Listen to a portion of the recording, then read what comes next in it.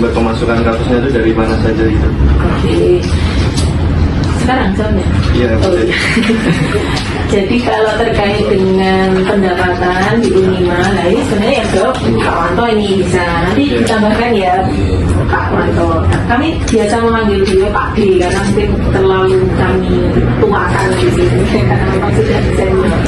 Jadi terkait dengan pendapatan, kami memang dari total pendapatan Unima itu 80 hampir 90% kami masih dari pendapatan dari mahasiswa. Terkait dengan prosedur dana operasionalnya, itu bagaimana prosedur pengajuan dan pencairan dana operasionalnya? Prosedur pencairan. Tadi mau jawab. Ya kalau prosedur pencairan memang kan selama ini prosesnya diawali dengan perencanaan anggaran. Jadi di proses perencanaan anggaran itu nanti ada, kalau di Unima itu namanya rapat kerja, rapat RKAT, rapat kerja anggaran tahunan. Jadi di situ di dalam proses perencanaan unit-unit itu merencanakan program kerja mengacu pada IKS yang sudah ditetapkan di IKS. Terus setelah perencanaan itu kan disetujui sampai dengan anggarannya berapa dan lainnya. Kemudian setelah itu pelaksanaan anggaran. Nah, pelaksanaan anggaran itu nanti prosedur pencairannya fakultas yang unit pengguna anggaran yang sudah membuat program kerja tadi, sudah mengajukan anggaran, itu nanti mencairkannya sesuai dengan kebutuhan dan ada timeline. Selanjutnya, verifikasi selanjutnya itu bagian perpajakan. Bagian perpajakan itu memastikan bahwa ketika dalam satu transaksi kegiatan itu ada tidak potensi pajak yang belum dilaksanakan ketentuan perpajakannya. Misal dia memberikan honor kok nggak motong pajak, honor pada eksternal ya, kok tidak memotong pajak, itu biasanya nanti akan dikembalikan oleh bagian perpajakan ke pengguna. Penjagaan, catatan dan penjagaan aset. Terus bagaimana aset dicatatkan? Ya sisi-sisi dijaga sih apa dicatat sih? Dicatat dulu. Dicatat. Ya. Jadi kami di Unima itu terkait dengan aset itu pengadaannya kan sentral ya di Biro Aset dan Rumah Tangga. Jadi BART itu yang melaksanakan terkait dengan pengadaan. Jadi nanti aset itu melakukan pengadaan dan pemeliharaan BART. Nah, aset nanti yang dibeli oleh BART nanti dialokasikan di keuangan. Nah, nanti Mbak ini nanti yang akan melakukan kapitalisasi aset, berapa nilai asetnya.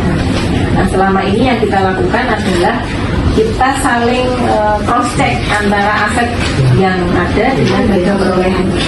Biasanya asetnya mana, kemudian harga perolehannya berapa, itu disinkron. Terus untuk penjagaan asetnya itu ya kalau penjagaan mungkin lebih detailnya nanti tidak ada ya, tapi kami tahu bahwa itu ada inventarisasi. Unima punya sekarang tuh punya software nggak Bu buat nyatatin keuangan gitu? Jawabannya? Iya. Belum. Jadi kalau software itu kalau di aplikasi itu hanya di anggaran.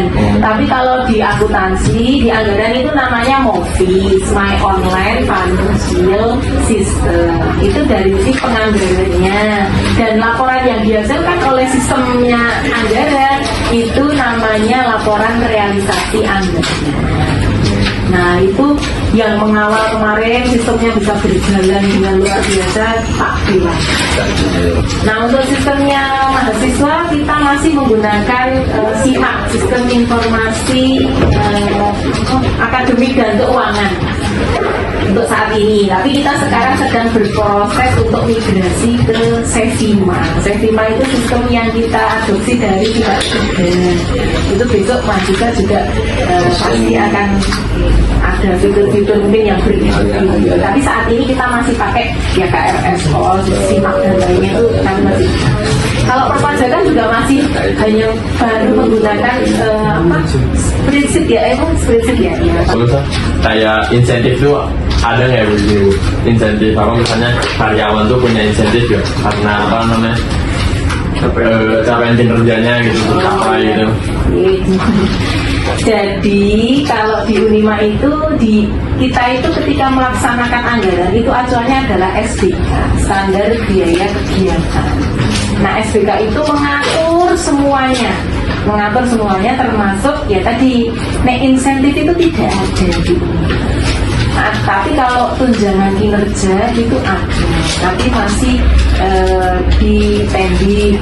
Kalau desain itu belum ada, tapi untuk yang pending pun juga belum optimal. Kalau untuk dasarnya penunaian tunjangan kinerja itu ada di BPSD, Biro Pengembangan Sumber Daya Manusia. Kenapa kok dapat sekian berbeda-beda itu ukurannya atau indikator dasarnya itu ada di BPSD. Nah, memang kalau kita berbicara tentang sistem pengendalian manajemen itu kan sebuah kumpulan ya. Jadi nggak bisa kalau cuma di biro keuangan saja. Mungkin menyasar besok bisa ke BPSDM, bisa ke aset, gimana pengelolaan asetnya. Nah itu nanti ketika SPM itu bisa dijaga atau bisa dipastikan berjalan sesuai, maka auditnya juga pasti akan muncul audit keuangan dari KAP. Terus apa yang mau disampaikan? Sampaikan terima kasih banyak banget Bu. Karena nggak apa-apa mau nerima surat kita terus mesti juga ada wawancara di sini juga.